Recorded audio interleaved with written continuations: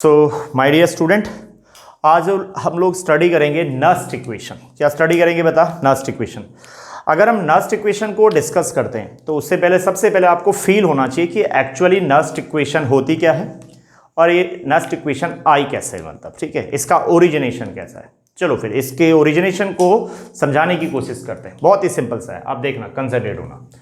देखो, अभी तक हम लोगों ने किसकी बात की है? अभी तक हमने बात की है स्टैंडर्ड इलेक्ट्रोड पोटेंशियल। अभी तक हमने किसकी बात की बता? Standard electrode potential. तो हम standard electrode potential of zinc को कंसीडर करते हैं। हम स्टैंडर्ड इलेक्ट्रोड पोटेंशियल ऑफ क्या करते हैं? जिंक। तो क्या पिक्चर है? एक हमारा वेसल है, this is a vessel containing standard. देखो, यही से पिक्चर स्टार्ट होती है। ये जो हम लोगों का कंटेनर है, इसके अंदर स्टैंडर्ड यानी वन मोलारिटी का Zn2 पॉजिटिव आयन का सॉल्यूशन है। तो ये जो वन मोलारिटी है ना, इसको हम स्टैंडर्ड सपोज करते हैं in case of solution. In case of क्या? सॉल्यूशन। ओके। तो हम लोगों के पास एक वेसल है, एक कंटेनर है, उसके अंदर वन मोलारिटी का Zn2 पॉजिटिव आयन का कंसंट्रेशन है और उसमें हमने जिंक का इलेक्ट्रोड को डिप कर रखा है, जिंक के इलेक्ट्रोड को डिप कर रखा है। अब ये जो टोटल इलेक्ट्रोड बना, इसको अगर हम स्टैंडर्ड हाइड्रोजन इलेक्ट्रोड से, ध्यान देना, अगर हम इसको स्टैंडर्ड हाइड्रोजन इलेक्ट्रोड से कनेक्ट करें तो इसका जो पोटेंशियल आता है, कौन सा पोटेंशियल आता है? स्टैंडर्ड इलेक्ट्रोड जो पोटेंशियल आता है उसकी वैल्यू होती है -0.76। इसकी वैल्यू कितनी होती है बता? -0.76। ये सिंबल क्या होता है? E0 Zn2 positive oblique Zn equals to -0.76 volt. तो ये जो वैल्यू है ये कहलाती है standard electrode potential. Standard electrode potential. लेकिन ये वैल्यू कब आई? ये वैल्यू आपकी तब आई जब सॉल्यूशन का जो कंसंट्रेशन था वो 1m था। कितना था? 1m था। अगर हम इस कंसंट्रेशन को, ध्यान से सुनना, अगर हम इस कंसंट्रेशन को 1m से चेंज कर दें, वेरी कर दें, if we vary the concentration of Zn2 positive ion by 1 है, तो सपोज करो हमने इसका कंसंट्रेशन 0.01 m कर दिया।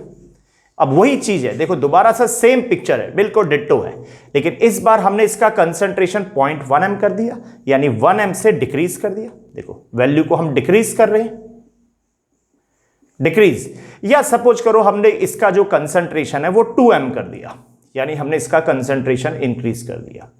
तो हमेशा आपको याद रखना है कि जो पोटेंशियल की वैल्यू होती है, जो पोटेंशियल की वैल्यू होती है वो कंसंट्रेशन पे डिपेंड करती है। जब कंसंट्रेशन 1m है, स्टैंडर्ड है, तो केवल उसी समय, केवल at that time the electrode potential, standard electrode potential of zinc be -0.76 volt, -0.76 volt, ये -0.76 होगा। लेकिन अगर हमने कंसंट्रेशन को वेरी कराया, हमने 1m से वैल्यू डिक्रीज कर दी या हमने 1m से वैल्यू इंक्रीज कर दी, दोनों केस में, चाहे वैल्यू आपने इंक्रीज की चाहे वैल्यू आपने क्या की बता? डिक्रीज की, दोनों इंस्टेंट में आपका पोटेंशियल स्टैंडर्ड नहीं रहेगा, वैल्यू वेरी हो जाती है। अभी मैं कैलकुलेट करके भी आपको बताऊंगा कि वैल्यू क्या होगी। वैल्यू -0.75 से इंक्रीज हो जाएगी या -0.75 से डिक्रीज हो जाएगी, वो हमारा काम है। जस्ट आप देखना कि केवल ये वैल्यू आपका 1m से अगर कंसंट्रेशन आपने डिक्रीज किया या 1m से कंसंट्रेशन आपने इंक्रीज किया तो पोटेंशियल चेंज हो जाएगा। अब इसके लिए जो हम टर्म यूज करते हैं, जस्ट ये, इससे कहते हैं हम इलेक्ट्रोड पोटेंशियल। देखो बस नाम का थोड़ा सा डिफरेंस है, इसको हम बोल रहे हैं केवल इलेक्ट्रोड पोटेंशियल। ये कौन सा पोटेंशियल था? स्टैंडर्ड पोटेंशियल था। अब जब ये वैल्यू वेरी हो जाएगी 1m से, तो ये जस्ट क्या कहलाएगा? Electrode potential.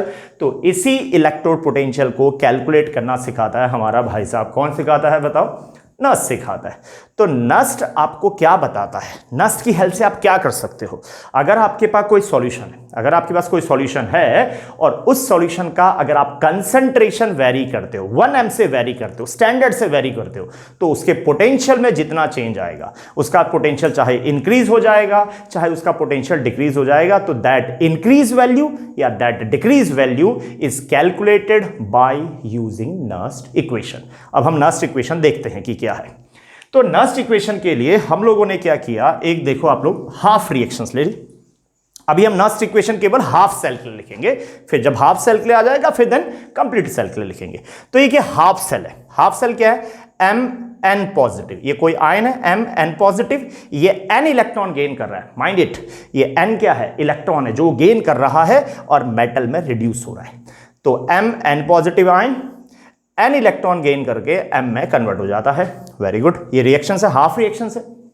अब इसके लिए अगर हम नर्स्ट इक्वेशन लिखें, इसके लिए क्या लिखें, नर्स्ट इक्वेशन, तो देखो नर्स्ट इक्वेशन क्या है, E M N positive oblique M, यानी ये इस एलिमेंट का electrode potential, just electrode potential है, ये जो ये बोल रहे थे हम इलेक्ट्रोड पोटेंशियल है, equals to E naught M N positive oblique M, ये इसी एलिमेंट का स्टैंडर्ड पोटेंशियल है। तो देखो सिंबल में भी डिफरेंस, नाम में भी difference, this is standard electrode potential, जो मैंने यहां लिख रखा है देखो, स्टैंडर्ड इलेक्ट्रोड पोटेंशियल, और E M N positive oblique M, this is just electrode potential. तो ये है स्टैंडर्ड इलेक्ट्रोड पोटेंशियल, ये जस्ट क्या है, इलेक्ट्रोड पोटेंशियल है ये, ठीक है। अब माइनस लगाया हमने यहां पर R T upon n F, R T upon क्या, एन एफ, यहां जो आर है this is called gas constant, जिसकी वैल्यू हम 8.314 रखेंगे joule per kelvin per mole. T stand for temperature, और यहां पर टेम्परेचर हम रूम टेम्परेचर लेंगे 25 डिग्री सेल्सियस या 298 केल्विन, आप देख सकते हो वैल्यू, ये कांस्टेंट है। अब यहां पर एक और चीज आ रही है, एफ का मीन्स है यहां पर फैराडे कांस्टेंट, एफ को क्या बोलते हैं, फैराडे कांस्टेंट। देखो अगर हम लोगों के पास, आपको पता है अगर आपके पास 1 इलेक्ट्रॉन है, सिंगल इलेक्ट्रॉन है, तो उस पे चार्ज कितना होता है, 1.6 इंटू 10 की पावर -19 कूलम, ये चार्ज ऑन 1 इलेक्ट्रॉन होता है। और अगर हम charge on 1 mole electron calculate करें, चार्ज ऑन क्या, 1 मोल इलेक्ट्रॉन, तो हम ये 1.6 इंटू 10 की पावर जो -19 है ना, जो चार्ज ऑन 1 इलेक्ट्रॉन है, इसको मल्टीप्लाई करेंगे हम एवोगैड्रो नंबर से, 6.02 इंटू 10 की पावर 23। तो जब दोनों को मल्टीप्लाई करते हैं तो जो वैल्यू आती है वो आती है 96487, ये वैल्यू आती है, और this is known as 1 Faraday. तो अगर आपसे कोई पूछता है कि 96487 फैराडे क्या है, तो ये दरअसल होता है charge on 1 mole electron. Charge on क्या होता, 1 मोल इलेक्ट्रॉन जो होता है वो होता है 9648, ठीक है 7, सॉरी ठीक है 487 कूलम, इतना चार्ज होता है। ये दरअसल क्या है, ये है हम लोगों का चार्ज ऑन 1 मोल इलेक्ट्रॉन। तो 1 मोल इलेक्ट्रॉन का जो चार्ज होता है 96487 कूलम, और दैट इज नोन एज, इसी को 1 फैराडे बोलते हैं। इसको क्या बोलते हैं बता, 1 फैराडे।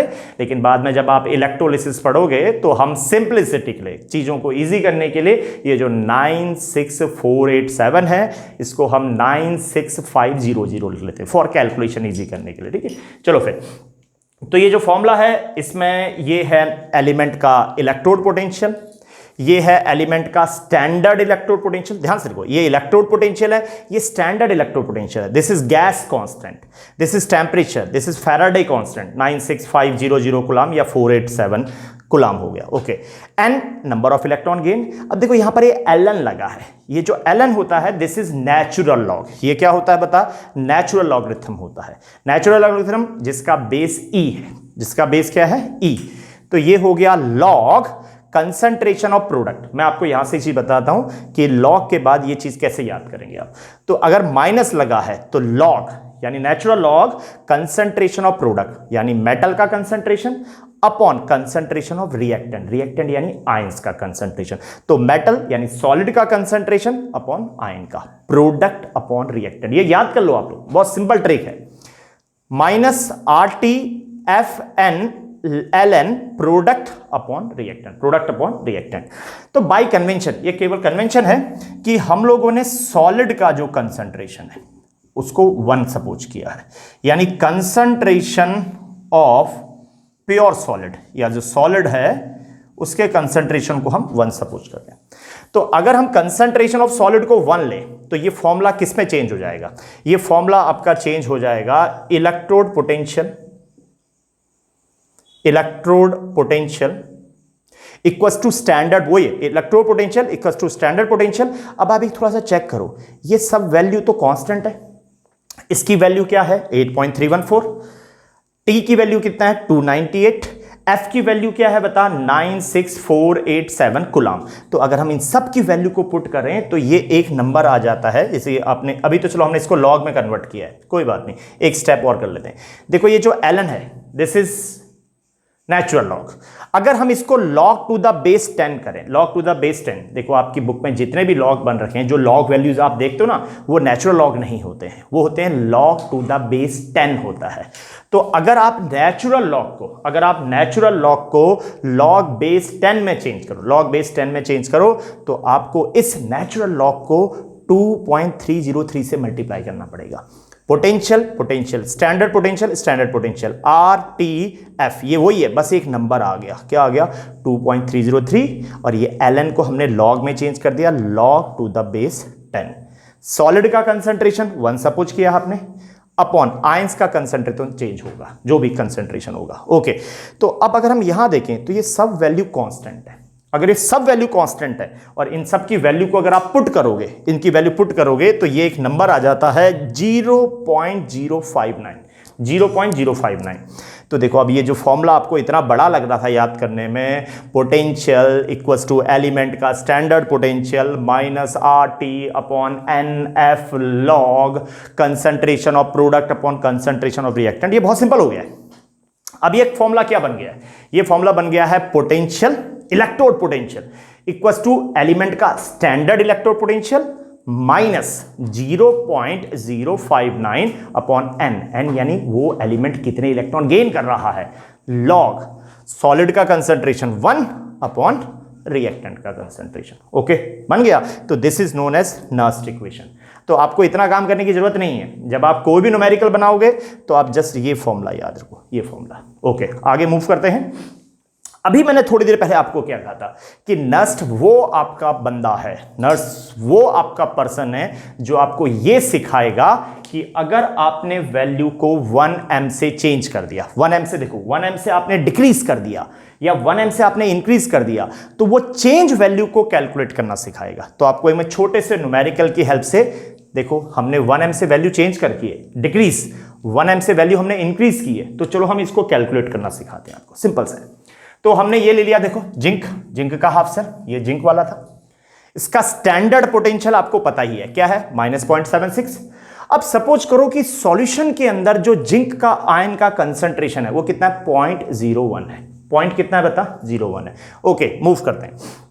तो अगर ये हमारी एक हाफ रिएक्शन है और इस हाफ रिएक्शन के लिए ध्यान से ना, अगर हम इस हाफ रिएक्शन के लिए नर्स्ट इक्वेशन लिखे तो नर्स्ट क्या था, potential equals to standard potential minus 0.059 upon n log product upon reactant product. तो यहां पर क्या हो जाएगा, यहां हो जाएगा, आप ध्यान से देखो, जिंक का electrode potential equals to zinc का standard electrode potential minus 0.059 upon 2, क्योंकि जिंक 2 इलेक्ट्रॉन गेन कर रहा है, लॉग प्रोडक्ट अपॉन रिएक्टेंट। तो प्रोडक्ट में Zn है, रिएक्टेंट में Zn2 पॉजिटिव आयन है। अब Zn का कंसंट्रेशन कितना होता है, 1 होता है। Zn का कंसंट्रेशन कितना होता है, 1।